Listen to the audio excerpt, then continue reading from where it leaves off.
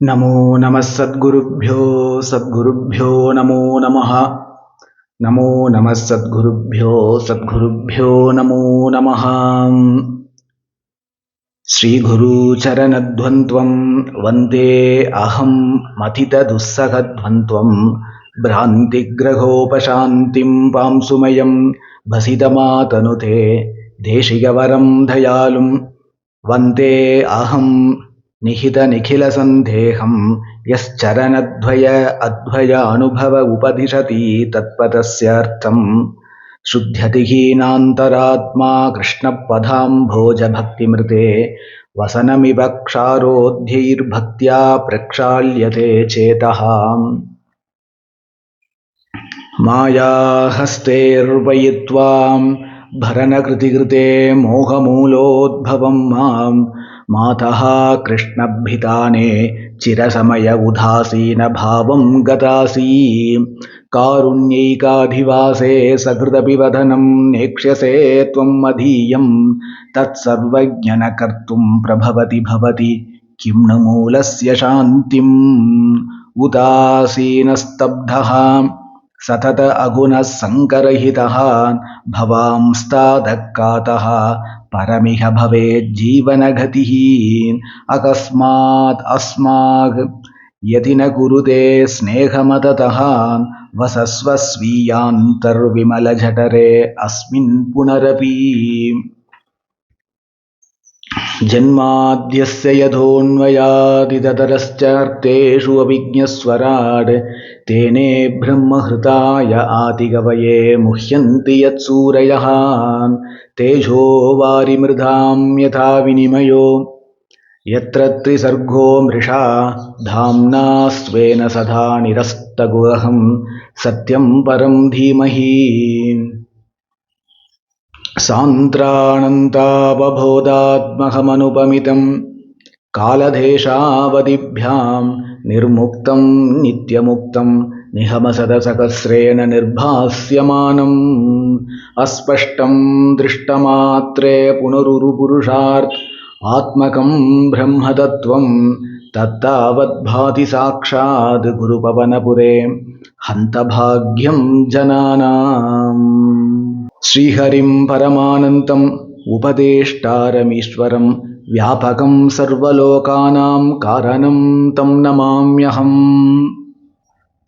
नारायणं पद्मभुवं वसिष्ठं शक्तिं तत्पुत्रपराशरं च व्यासं सुखं गौडपदं महान्तं गोविन्दयोगीन्द्र अथास्य शिष्यं श्रीशङ्कराचार्यम् अथास्य पद्मपादं च हस्तामलकं च शिष्यं तं तोटकं वार्तिककारम् अन्यान् अस्मद्गुरुन् सन्ततम् आनतोऽस्मि।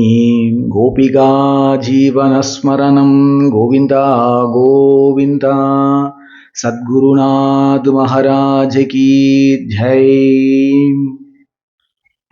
சாது சங்கத்தினால ஒருவன் எப்படி சுலபமா கிருஷ்ணச்சரணாரவிந்தத்தை அடைகிறானோ அதுபோல சுலபமா கிருஷ்ணச்சரணாரவிந்தத்தை அடைய ஞானத்தை அடைய மற்றொரு வழி இல்லை அப்படிங்கிறது மகான்களுடைய வாக்கு. அவ்வளவு ஏன் பகவானுடைய வாக்கும் அதுதான்.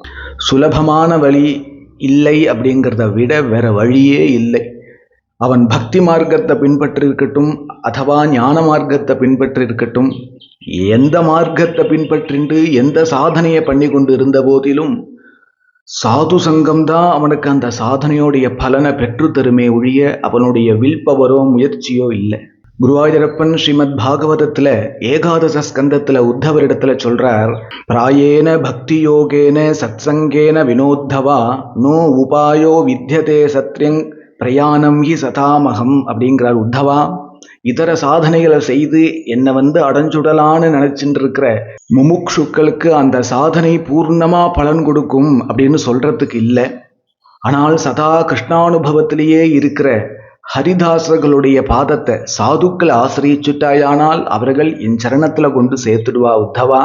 அவர்கள் ஒரு நாளும் எந்த ஜீவனையும் கைவிட மாட்டா அப்படிங்கிறார். இது ஏகாதச ஸ்கந்தத்துல குருவாயூரப்பன் உத்தவரிடத்துல சொல்றார். இத மனசுல வச்சுட்டுதான் நாராயண பட்டத்ரி குருவாயூரப்பன்ட்ட கெஞ்சறார்.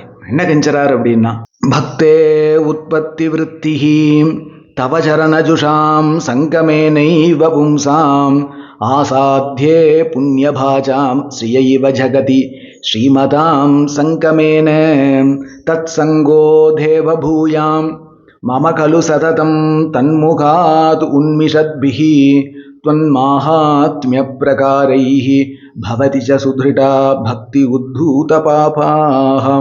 கிருஷ்ணா குருவாயூரப்பா, செல்வம் படைத்தவர்களிடத்துல நான் நட்பு வைத்து கொண்டிருந்தேன். ஆனால் அந்த நட்பு ரூபேன சமயத்துல எனக்கு கூட கொஞ்சம் பணம் கிடைச்சி நானும் செல்வந்தன ஆயிடுவேன். அதுபோல சதா அத்வைத்த நிலையில இருக்கிற, சதா கிருஷ்ணானுபவத்துல கிருஷ்ண தியானத்துல இருக்கிற சாதுக்களோட சங்கம் எனக்கு கிடைச்சதானால் அவர்களுடைய கடாட்சத்தினால சமயத்துல எனக்கு கூட கிருஷ்ண பக்தி உற்பத்தி ஆகி எனக்கு கூட கிருஷ்ண பக்தி கிடைச்சி நானும் உன் சரணத்துக்கு வந்து சேர்ந்துடுவேன். அத்தகைய சாது சங்கத்தை எனக்கு கொடுன்னு பட்டத்ரி குருவாயூரப்பனை பார்த்து கதற. உள்ள இருந்து குருவாயூரப்பன் சொல்றான், பட்டத்ரி நான் உனக்கு அத்தகைய சாது சங்கத்தை கொடுத்தேன் அப்படிங்கிறார்.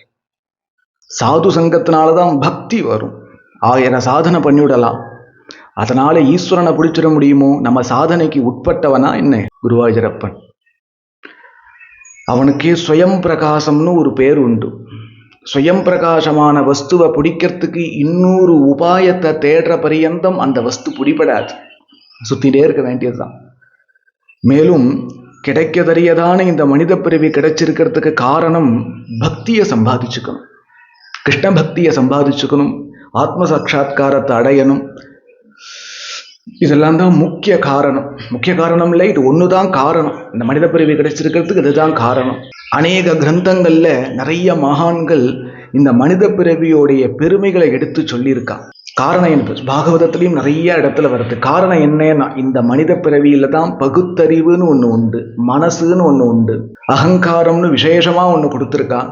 இவ்வளவும் வச்சுட்டு என்னத்துக்கு பண்ணணும்? என்ன பண்ணணும் அப்படின்னா பக்தியை சம்பாதிச்சுக்கணும். ரொம்ப துர்லபம் இந்த பக்தி, ரொம்ப துர்லபம் இந்த மனித பிறவி. அதை கிடைச்சும் ஒருத்தன் கோட்டை விட்டுட்டானே ஆனால் அவனை கரையேற்றுறது ரொம்ப கஷ்டம்.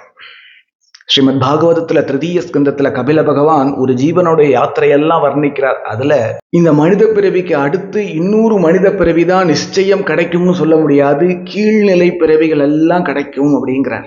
கீழ்நிலை பிறவிகள்லாம் ஊர்வன வகைகள்லேருந்து ஆரம்பிச்சு அதுக்கப்புறம் பறக்கிற வகைகள், அதுக்கப்புறம் நடக்கிற வகைகள், அப்புறம் முதுகு நிமிர்ந்து இருக்கிற வகைகள், இப்படின்னு ஒன்றுத்துக்கு மேல ஒன்று பிறவிகளை உயர்வானதாக சொல்லிண்டே வர. அப்படி சொல்லிண்டே வரும் பொழுது ஏற்றவும் ரொம்பவும் உயர்வான பிறவி அப்படிங்கிறது மனிதன் தாங்கிறா. அதுலேயும் பூலோகத்துல பிறக்கிறது தான் பாக்கியம் அப்படிங்கிறா. புவிபாவுக்காக அப்படின்னு சுகாச்சாரியார் கூப்பிடுறாரு இல்லையா, ரசிக்காக புவிபாவுக்காகன்னு கூப்பிடுறாரு இல்லையா. நாம தான் வாழ்றோமா, பூலோகத்துல இருக்கிற நாம தான் வாழ்றோமா. அப்படி எல்லாத்தையும் விட மிக உயர்ந்த பிறவியாக இந்த மனித பிறவியை சொல்றா. ஏன் சொல்றா? இப்பதானே சொன்னேன் சித்த முன்னாடி.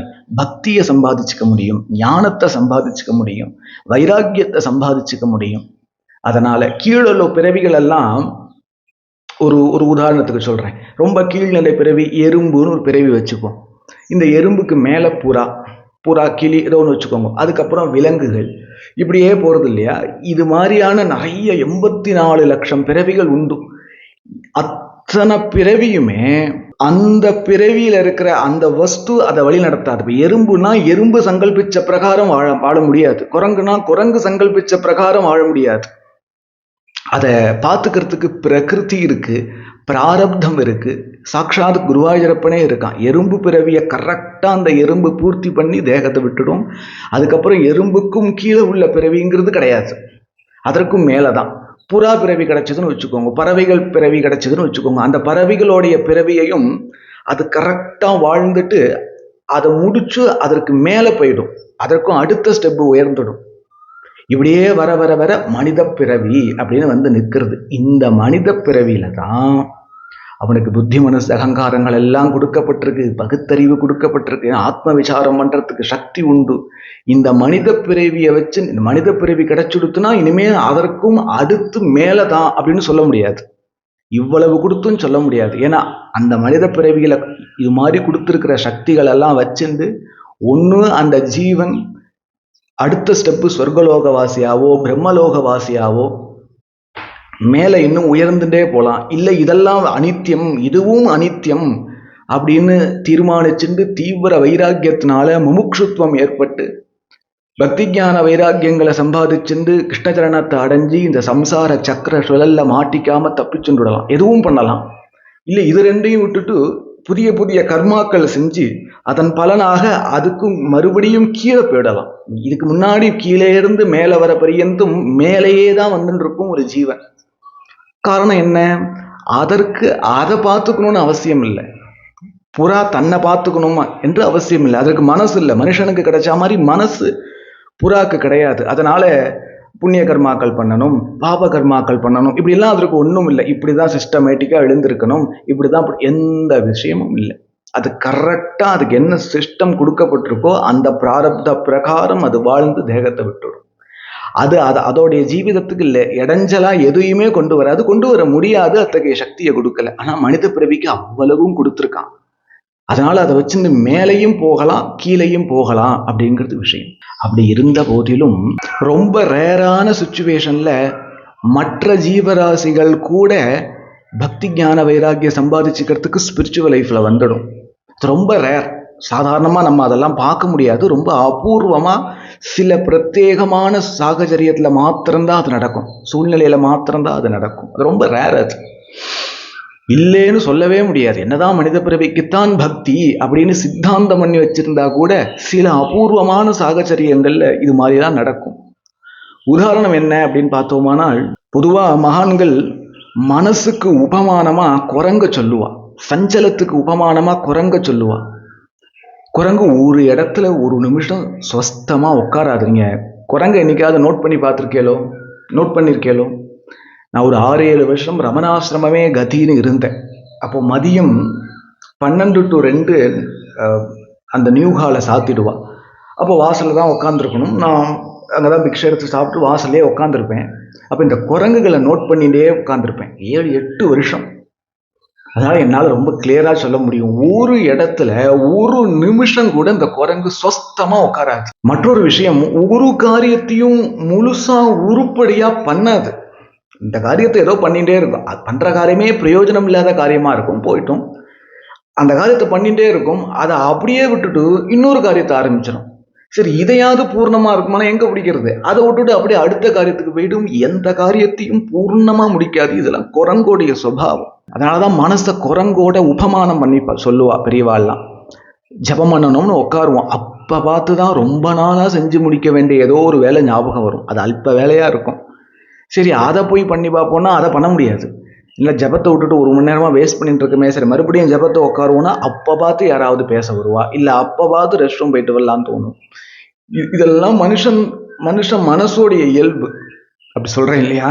என்ன சொன்னேன்? 2 லட்சணங்கள் சொன்னேன் இல்லையா? குரங்குக்கு ஒரு காரியத்தையும் உருப்படியாக பண்ணாது. இது முதல் லட்சணம். ஒரு நிமிஷம் கூட ஸ்வஸ்தமாக சுகமாக உட்காராது. இது 2வது லட்சணம். சொன்னேன் இல்லையா? இப்போ சொன்னேன் இல்லையா? ஆனால் பாருங்கோ, பரமஜான ஸ்வரூபனான ராமச்சந்திர பிரபு உட்காந்துருக்க சுத்தி சமஸ்த குரங்குகளும் ராமச்சரணத்தையே பார்த்துண்டு ஆடாம அசையாம உட்கார்ந்து இருந்தது. என்ன காரணம்? அந்த சன்னதி விசேஷம். அது சன்னதி விசேஷம். அது மேலும் எந்த காரியத்தையும் உருப்படாம ஒழுங்கா பண்ணாதுன்னு சொன்னேன் இல்லையா? ஆனா ஒரு குரங்கு பண்ணிச்சு. இந்த பக்கத்திலேருந்து தாவி சமுத்திரத்தை தாண்டி சீதா பிராட்டிய பார்த்து சூடாமணியை பெற்றுக்கொண்டு அப்படியே ராவணன்கிட்ட போய் அங்க அட்டகாசம் பண்ணி, அடே ராவணா, என்னுடைய பலமே இப்படி இருந்ததானால் நான் ஆசிரியிச்சிருக்கிற எம் பிரபு ராமச்சந்திரமூர்த்தி இங்க வந்தாரே ஆனால் அவருடைய சக்தி எப்படி இருக்குன்னு பார்த்துக்கோ, உன்னுடைய 10 தலையில ஒரு தலை மிச்சம் இருக்காது, ஜாக்கிரதை அப்படின்னு அவரை ஒரு மிரட்டிட்டு அங்கிருந்து மறுபடியும் சமுத்திரத்தை தாண்டி ராமச்சந்திர பிரபுவிடத்துல வந்து சூடாமணியை கொடுத்து நான் சீதையை கண்டேன் அப்படின்னு சொன்னாரே ஆனால் இதை விட என்ன பெரிய காரியம் இருக்கு சொல்லுங்க. இதெல்லாம் எப்படி நடக்கிறதுனா சன்னதி விசேஷம். அதெல்லாம் ரொம்ப ரேரான காரியம். எப்ப நடக்கும்? ஈஸ்வரனே ஸ்வயமே அவதாரம் பண்ணி வரும் பொழுதோ, அல்லது அதே ஈஸ்வரன் மகான்களாக ஞானிகளாக கலியுகத்துல நிறைய அவதாரம் பண்ண போறான். ஸ்ரீமத் பாகவதத்திலே இது வருது. அத்தகைய மகான்கள் அவதார புருஷாலுடைய சன்னதியிலேயோ இது மாதிரி ரொம்ப ரேரா இருக்கிற மற்ற ஜீவராசிகள் கூட பக்தி பண்ணும். ராமரை பார்த்தோம். ஸ்ரீ பிருந்தாவனத்துல கிருஷ்ணன் இருக்கும் பொழுது என்ன ஆகும்னா, கிருஷ்ணன் எப்ப எழுந்திருப்பான்னு யசோதைக்கே தெரியாது. ஒரு நாளைக்கு ஒரு டயத்துக்கு எழுந்திருப்பான் பிரபு. அப்ப எழுந்திருச்ச உடனே கட்டிலிருந்து கிருஷ்ணன் காலை கீழே வச்சா கிருஷ்ணன் காலில் கட்டிருக்கிற கொலுசு ஜல்லுன்னு கேட்ட உடனே குடிக்கிற சூடுல யசோதை பால் எடுத்துன்னு வருவான். அதை ஒரு கையால தூக்க கழகத்துல குடிச்சுட்டு பக்கத்துல வச்சுட்டு ஒரு அரகரை இன்னும் பூர்ணமா தூக்கம் கலைஞ்சுடலை. அத்தகைய சூழ்நிலையில அப்படி படியில நிற்பான். வாசல் கதவுல கிருஷ்ணன் நிற்பான். முதல்ல அத்தகைய தூக்க கலக்கத்தோட இருக்கிற கிருஷ்ணனை ஸ்ரீ பிருந்தாவனத்துல முதல்ல யாரு பார்ப்பான்னா சூரிய பகவான் பார்ப்பார். சுவாமி, அந்த அரகர தூக்க கலக்கத்துல நின்றுட்டு இருக்கிற அந்த கோபாலனை நாங்க பார்க்க முடியலையே சுவாமி, எப்படி பார்க்கலாம்? அவதார காலத்தை நாங்கெல்லாம் இல்லாம போயிட்டோமே அப்படின்னு யாரும் வருத்தப்பட வேண்டாம். இன்றைய தினம் இப்போ கிளம்பி குருவாயூருக்கு போங்க. காத்தால 3 மணிக்கு நிர்மால்ய தரிசனத்துல தூக்கம் பூர்ணமா போயிடாம அறகுறையா தூங்கி வலிஞ்சின்று நிற்கிற அந்த அதிசுந்தரமான அழகை குருவாயூர்ல பார்க்கலாம். இப்ப போனேன்னா பார்க்கலாம். நிர்மால்யத்துல ஒரு 10 நிமிஷம் அந்த தரிசனம் கிடைக்கும். பாக்கியம் இருந்தாதான் கிடைக்கும் நிர்மால்ய தரிசனம். நிர்மால்ய தரிசனத்துடைய பலன் என்னன்னா, நம்ம ஹிருதயம் சுத்தமாகும். சாதனை பண்ணிட்டே இருக்கும், ஆனாலும் பக்தி வரலைன்னு சொல்றோம் இல்லையா? ஏதோ ஹிருதயத்துல விக்னம் நீங்க மாட்டேங்கிறது. அதனாலதான் உள்ள எரிஞ்சுட்டு இருக்கிற அந்த பக்தி நமக்கு இன்னும் அனுபவத்துல வரமாட்டேங்கிறது. பிரகாசமா இருக்கிற பக்தியை ஏதோ மூடின்னு இருக்கு. அந்த அழுக்கு, அந்த திரை, அந்த மறையெல்லாம் நீங்கணுமானால் மறைபொருளான கிருஷ்ணன் குருவாயூரப்பனை நிர்மால்யத்துல தரிசனம் பண்ணா இந்த குறைகள் எல்லாம் நீங்கிடும். அதுதான் பலன். யாரோ சொல்றா நீங்காத வியாதி எல்லாம் நீங்கும்னு. இதுதான் ரொம்ப வருஷமா அஜ்ஞானம் தான் ரொம்ப வருஷமா நீங்காத வியாதி. அது நீங்கணுமே. அப்போனா பார்க்கலாம். அப்படி முதல் தரிசனம் பிருந்தாவனத்துல சூரிய பகவான் பார்ப்பார். இவர் வெளியில வந்துட்டாருங்கிற செய்திய சூரிய பகவான் அங்க இருக்கிற சமஸ்த ஜீவராசிகளுக்கும் சொல்லிடுவார். அப்போ அந்த பக்கம் மரங்கள் எல்லாம் இருக்கும். ஊர்வன வகைகளுக்கும் கீழே தான் இந்த மரம், செடி, கொடி, கல்லு, பாறை இதெல்லாம் ரொம்ப கீழான பிறவி. அது எல்லாத்தையும் விட கீழான பிறவி இல்லையா? அந்த மரங்கள் எல்லாம் புளிய மரம், வேப்ப மரம், நிறைய மர வகைகள்லாம் இருக்கும். இந்த மரங்கள் எல்லாம் இந்த பக்கமா சிலப்ப கிருஷ்ணன் வந்தாலும் வருவான்னு சொல்லி தான் கையில புளியம்பழமோ மாம்பழமோ என்ன பழுத்து இருக்கோ அது கிருஷ்ணனுடைய ஹைட்டுக்கு தகுந்தாப்புல அந்த பழுத்து இருக்கிற கிளை மாத்திரம் வளைஞ்சு ரெடியா நிற்கும். ஏன்னா கிருஷ்ணன் தொட்டு பறிக்க மாட்டானா? அவனுடைய அமிர்த ஹஸ்தத்தினால என்னை தொடமாட்டானான்னு விருட்சங்கள் காத்துன்னு இருக்கும். இன்னொரு பக்கம் மல்லிகை, முல்லை, ஜாதி முல்லை, நந்தியாவட்டை, பழமல்லி, நிறைய ரோஸ்லேயே நிறைய வகையெல்லாம் இருக்கு இல்லையா? அத்தனை புஷ்ப செடிகளும் பூத்து குலுங்கி தன்னுடைய வாசனைகளை அந்த பிருந்தாவனம் பூரா பரத்தி கிருஷ்ணனுடைய தரிசனத்துக்காக காத்துட்டு இருக்கும். இந்த பக்கமா வந்தா என்ன பண்றது அப்படின்னு. மற்றொரு சமயம் கிருஷ்ணன் கரெக்டா எங்க போவான்னு தெரியும். அந்த யமுனக்கரை ஓரமா கிளி, ஜோடி புறாக்கள், மயில், காக்க உள்பட எல்லாம் காத்துட்டு இருக்கும். பசுக்களை கேட்கவே வேண்டாம், கிருஷ்ண சரணாரவிந்தத்தையே நக்கின்று பூர்ணமாயிடுச்சு. அப்படியே கிருஷ்ணன் ஜில் ஜில் ஜில் ஜில்னு வந்தா 100 மரத்துல ஏதாவது ஒரு மரத்தை, என்ன நேற்றுக்கு இந்த மரத்தை தொட்டு அனுகிரகம் பண்ணியாச்சு, முந்தா நாள் அந்த மரத்தை தொட்டாச்சு, இன்னைக்கு இந்த மரத்தை அனுகிரகம் பண்ணுவோன்னு அந்த மரத்தை அப்படி தொடுவான்.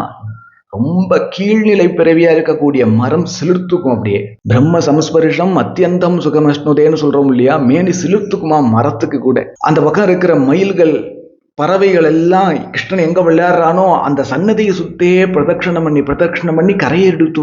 இதெல்லாம் கிருஷ்ணாவதார காலத்துல ஸ்ரீ பிருந்தாவனத்துல நடந்தது. சரி சுவாமியே, ராமாவதாரம் பார்த்தாச்சு, இந்த பக்கம் பிருந்தாவனத்துல கிருஷ்ணாவதாரம் பார்த்தாச்சு, இதெல்லாம் அவதார சமயம், இப்ப நமக்கு ஒண்ணும் இல்லையே அப்படின்னு நினைச்சிட வேண்டாம். இப்போ கூட ரீசெண்டா திருவண்ணாமலை ரமண மகரிஷி அவருடைய சன்னதியில ரமண பகவானுக்கு எப்படி சமாதி வைக்கப்பட்டிருக்கோ அது போல ஒரு காக்காக்கு சமாதி இருக்கும், ஒரு மானுக்கு சமாதி இருக்கும், ஒரு நாய்க்கு சமாதி இருக்கும், ஒரு பசுமாடுக்கு சமாதி இருக்கும். லக்ஷ்மின்னு பசு, அந்த பசுக்கு லக்ஷ்மின்னு பேரு. ரமணாசிரமம் போயிட்டு வந்தவாளுக்கெல்லாம் லக்ஷ்மி பசுவோடைய சரித்திரங்கள்லாம் தெரியும். இப்போ பூர்ணமா சொல்லலை, நம்ம வேற ஒரு பாகவதருடைய பரம பாகவதோத்தமனுடைய சரித்திரத்தை எடுத்துட்டு இருக்கோம். எதுக்கு சொல்றேன், இந்த லக்ஷ்மி பசு அதுதான் முதல்ல ரமணாசிரமத்துக்கு வந்த பசு. அவ புஸ்தகத்திலே இதெல்லாம் ரொம்ப டீட்டெயில், பிராணிமித்திர ரமணன்னு ஒரு புஸ்தகத்திலே ரொம்ப விஸ்தாரமா போட்டிருக்கான். ரமண பகவான் ரமணாசிரமத்துல முதல்ல வந்த பசு இந்த லக்ஷ்மிங்கிற பசு. இதோடைய ஆக்டிவிட்டீஸ்லாம் ஒரு பசு நடந்துக்கிற மாதிரியே இருக்காது. ஏதோ ஒரு யோக பிருஷ்டன் விட்ட குறை தொட்ட குறை, அதனால ஏதோ ஒரு இந்த பிறவி கிடைச்சிருக்குங்கிற மாதிரி தான் இருக்கும். அது உண்மைதான். காத்தால தன்னுடைய கொட்டாயிலிருந்து லக்ஷ்மி பசு நடந்து வந்து பகவான் ஓல்டு ஹாலில் ஷோபால படுத்துட்டு இருப்பார். ஷோபால ரமண பகவானுடைய சரணத்தை தொட்டுக்கும், தலையால தொட்டுக்கும், நக்கும், பகவானுடைய தொப்பையில படுத்துக்கும். பகவானும் சாயங்காலத்துல அப்படியே மதியம் கொஞ்சம் சாப்பிட்டுட்டு அப்படியே அருணாச்சலத்து மேல ஏறுவார். அப்போ இந்த கொட்டாய்க்குள்ள போய் இந்த லக்ஷ்மி பசுவை தடவி கொடுப்பார். தடவி கொடுத்து சில சமயம் அணுக்க தொண்டர்கள் யாராவது 2 பேர் பக்கத்துல இருப்பா, அவர் இடத்துல சொல்லுவார், லக்ஷ்மி இப்ப சமாதியில இருக்கா அப்படிம்பார். என்ன வாக்கு! யாரு சொல்றா அந்த வாக்க? அப்படி அது மாத்திரம் இல்லை, இன்னொரு நாய் இருந்தது, நாய்க்கு சமாதி இருந்ததுன்னு சொன்ன இல்லையா, அந்த நாய் பாருங்க காவி வஸ்திரத்தை போட்டா அது மேலதான் உட்காரும். மேலும் பகவான் ரமணர் சாப்பிடாம இந்த நாய் சாப்பிடாது. பல பேர் அதை டெஸ்ட் பண்ணி பார்த்துருக்கா, அது சாப்பிடாது. இது மாதிரி சமஸ்த ஜீவராசிகள் இப்போ கூட நடந்திருக்கு. இன்னைக்கும் அவதார காலத்துல நினைக்க வேண்டாம், ரமணாசிரமத்துல ரமண பகவான் நடந்திருக்கு. நமக்கு தெரியாம இன்னும் அநேக மகான்களுடைய சன்னதியில இது நடந்துட்டு இருக்கு. அதுமா என்னதான் மனித பிறவி பக்தி செய்யறதுக்கு மிக உயர்ந்ததோர் பிறவி, மனித பிறவியில தான் ஒரு ஜீவன் கரையேற முடியும்னு நிர்ணயம் பண்ணி வச்சிருந்தா கூட ரொம்ப ரேரா இது மாதிரியான சூழ்நிலைகள்ல சாகச்சரியத்துல இதர ஜீவராசிகள் கூட பக்தி பண்ணி பூர்ணமாயிடும், ஸ்பிரிச்சுவல் லைஃப்க்கு வந்துடும். 80 வயசு ஆகியும் இன்னும் டிவிக்கு ரீசார்ஜ் பண்ணிட்டு உட்காந்துட்டு இருக்கோமே. சந்தியாவந்தனத்துக்கு ஒரு கிண்டி எடுத்துன்னு இப்பதான் படிக்கவே போறோம், சந்தியாவந்தனத்தையே படிக்க போறோம். அதுவாது பரவாயில்ல. சில பேர் இப்பதான் இந்த 80 வயசுக்கு மேலதான் செல்போன்லாம் கத்துண்டு அதுல ஏதோ எல்லாம் பார்த்துட்டு இருக்கா, அதுக்கு ரீசார்ஜ் பண்ணணுங்கிறா. எப்பதான் ஸ்பிரிச்சுவல் லைஃபுக்கு வருவோம்? எப்பதான் வருவோம் பாருங்கோ. இன்னைக்கு நாம எடுத்துட்டு இருக்கிற ஒரு சப்ஜெக்ட் குருவாயூர் கேசவன் அப்படின்னு ஒரு யானையோடைய சரித்திரம். யானைன்னு சொல்லிட்டேனே ஒழிய பரம பாகவதோத்தமன் அந்த சரித்திரத்தை தான் எடுத்துட்டு இருக்கோம். இப்ப நேற்றைய தினம் குருவாயூருடைய ஸ்தல புராணத்தை விஸ்தாரமா சொன்னோம். அதுல ஒரு விஷயத்தை திரும்ப திரும்ப சொல்லிகிட்டே இருந்திருப்பேன். கிருஷ்ணன் லோகத்துக்கு என்னுடைய அவதார காலம் முடிஞ்சுடுத்து அப்படின்னு காமிச்சிட்டு வைகுண்டம் போற மாதிரி ஒரு மாயையை ஏற்படுத்திட்டு, ஆனால் வைகுண்டம் பெய்டாம கிருஷ்ணன் குருவாயூர் க்ஷேத்திரத்திலையும் ஸ்ரீ பிருந்தாவனத்திலையும் இப்பவும் நித்தியவாசம் பண்ணிட்டு இருக்கான். இந்த 2 மகா க்ஷேத்திரத்துல கிருஷ்ணன் கிருஷ்ணனாகவே இப்பவும் நித்தியவாசம் பண்ணிட்டு இருக்கான் அப்படிங்கிறதான் திரும்ப திரும்ப சொன்னோம். அதுக்கு நிறைய உதாரணங்களை சொன்னோம் அந்த குருவாயூர் ஸ்தல புராணம் அந்த பிரவச்சனத்துல. இப்ப கிருஷ்ணன் இங்க இருக்கான் இல்லையா, இது ஒரு அலௌகிகமான சூழ்நிலை தானே, குருவாயூர்ல இருக்கானே. அப்போ நான் என்ன சொன்ன முன்னாடி, ரொம்ப ரேரா இது மாதிரியான ஒரு குறிப்பிட்ட சூழ்நிலைகள்ல இதர ஜீவராசிகள் கூட பக்தி ஞான வைராக்கியத்தை சம்பாதிச்சுக்கிறதுக்கு ஸ்பிரிச்சுவல் லைஃபுக்கு வந்துடும் அப்படின்னு சொன்னேன் இல்லையா. இங்க கிருஷ்ணன் குருவாயூர்ல அப்படியே நித்தியவாசம் பண்ணிட்டு இருக்கானே, அவதார காலத்துல நாம இல்லைன்னு கொஞ்சம் கூட கவலைப்பட வேண்டாமே, போனா பார்த்துடலாமே. பகவான் பிரபு கிருஷ்ணன் கிருஷ்ணனாகவே இருக்கானே. இங்க அது மாதிரி ஏதாவது நடந்திருக்கா? ஏதாவது ஒரு ஜீவராசி, மனிதன் அல்லாத மற்ற ஜீவராசிகள் ஏதாவது அந்த குருவாயூரப்பனை ஆசிரியிச்சு, அங்க வாழ்ந்துன்னு இருக்கிற கிருஷ்ணன் ஆசிரியிச்சு ஏதாவது ஒரு ஜீவராசிகள் பூர்ண திசையில தேகம் விட்டுருக்கா, பக்தியை சம்பாதிச்சுட்டு இருக்கா அப்படின்னா விட்டு. கேசவன் அப்படின்னு ஒரு யானையுடைய கதையை தான் பார்க்க போறோம். அப்படி ஒரு சரித்திரத்தை தான் இப்ப பார்க்க போறோம். ஒரு சமயம் மலபார் தேசத்துல கலாப சமயத்துல, அதாவது கொள்ளையடிச்சுன்னு போற அந்த ஒரு காலகட்டம் மலபார்ல, அந்த மலபார் ராஜாவுடைய சொத்துக்களையும் கொள்ளையடிக்க வந்துட்டா, கொள்ளை அடிச்சுட்டா. அந்த சமயத்துல அந்த ராஜா கிருஷ்ணா கண்களை மூடி, கிருஷ்ணா குருவாயூரப்பா, கிருஷ்ணா குருவாயூரப்பா, என்னிடத்திலேருந்து எந்த ஒரு சொத்துக்கள் நஷ்டமானதோ அந்த நஷ்டமான சொத்துக்கள் பூர்ணமா எனக்கு திருப்பி கிடைச்சிடும் பட்சத்துல என்னிடத்துல இருக்கிற 12 யானைகள்ல ஒரு யானைய குருவாயூரப்பா உனக்கு அர்ப்பணம் அப்படின்னு விடுறேன் அப்படின்னு பிரார்த்தனை பண்ணிட்டார். கேட்டவர்களுக்கு கேட்டவரமெல்லாம் கொடுக்கும் கற்பக விருட்சமா என்று குருவாயூரப்பன் இருந்துட்டு இருக்கான். இன்று இல்லை, அன்றும் இன்றும் எப்பவும் இருக்கத்தான் போறான். உலகம் இருக்கிற பரியந்தம் இன்னும் குருவாயூர் சரித்திரத்துல உலகம் இல்லாம போனாலும் அவன் அங்கதான் இருந்துட்டு இருப்பான். குருவாயூர் சரித்திரத்துல விஸ்தாரமா பார்த்தோம். இப்படி அந்த ராஜா, மலபார் ராஜா பிரார்த்தனை பண்ண உடனே ததாஸ்துன்ட்டான் குருவாயூரப்பன். கொஞ்ச காலத்துல தன்னிடத்திலே இந்த நஷ்டப்பட்ட அந்த சொத்துக்கள் பூர்ணமா கொஞ்சம் கூட அந்தன இந்தன போகாம பூர்ணமா அந்த ராஜாக்கு திருப்பி கிடைக்க, உடனே குருவாயூரப்பன்ட்ட கொடுத்த வாக்க காப்பாத்துற பிரகாரம் தன்னிடத்துல இருக்கிற 12 யானையில ஒரு யானைய குருவாயூரப்பா உனக்கு அர்ப்பணம் அப்படின்னு சமர்ப்பிச்சுட்டார். ராஜா சமர்ப்பிச்சுட்டார். ஆமா, என்னத்துக்கு குருவாயூருக்கு யானை? என்னத்துக்கு யானை? என்னத்துக்கு யானையா? நம்ம சைடில், தமிழ்நாட்டில் இந்த சைடில் நிறைய வாகனங்கள்ல சுவாமி புறப்பாடு ஆகி வருவார் இல்லையா? நிறைய வாகனங்கள்ல புறப்பாடு ஆகி வருவார். கருட வாகனம், கற்பக விருட்ச வாகனம், இப்படி நிறைய வாகனங்கள்ல புறப்பட்டு வருவார். கஜ வாகனம், குதிரை, இப்படிலாம் வருவார் இல்லையா? ஆனால் குருவாயூர் அப்பன் எந்த வாகனத்திலும் ஏறமாட்டான். அவனுக்கு ஒரே ஒரு வாகனம் தான் யானை. ஒரு நாளைக்கு 3 வேளை சன்னதியை சுத்தி ஸ்ரீவேலின்னு நடக்கும். ஸ்ரீவேலினா புறப்பாடு. அதுல யானை மேல ஒய்யாரமா வச்சுட்டு தான் வருவான். இந்த ஸ்ரீவேலியை பத்தி நம்ம குருவாயூர் ஸ்தல புராணத்திலே விஸ்தாரமா சொல்லியிருக்கோம். அதை பாருங்க. ஸ்ரீவேலியை சுத்தி வருவான். அதுக்குதான் யானை. இந்த கேசவன், இந்த மலபார் ராஜா குருவாயூருக்குன்னு கொடுத்த யானைக்கு பேர் தான் கேசவன்னு பேர். கேசவன்னு பேர் வச்சு அந்த தேவஸ்வம்போடு அதை பாதுகாத்துன்னு வருது. இந்த பாகன்கள் ஒரு 4-5 பாகன்கள் இருப்பா. அன்னைக்கு கேசவன் வரத்துக்கு முன்னாடி 1-2 யானை தான் இருந்தது. பல சமயங்கள்ல வாடகைக்கு எடுத்து தான் ஸ்ரீவேலியே பண்ணிட்டு இருந்தா. அப்போ உற்சவ சமயத்துல புறப்பாடுக்கு வச்சுட்டு இருந்தா, ஸ்ரீவேலிக்கு வச்சுட்டு இருந்தா. இந்த கேசவன் யானைக்கு பிறகுதான் இன்றைய தேதியில 70-80 யானைக்கு மேல குருவாயூரப்பனுக்கு சொத்தா இருக்கு. அதை பார்த்துக்கிறதுக்கு நிறைய பாகன்களா இருப்பா. இப்படி இந்த கேசவன்கிற யானை குருவாயூர் க்ஷேத்திரத்துல வர அதை பார்த்துக்கிறதுக்கு ஒரு யானை பாகனை நியமிச்சா. இந்த யானை பாகனுக்கு என்ன வேலை? எல்லா யானைக்கும் ஒரே ஒரு ஆசைதான். அதை வளர்க்கிற பாகன்களுக்கெல்லாம் ஒரே ஆசைதான்.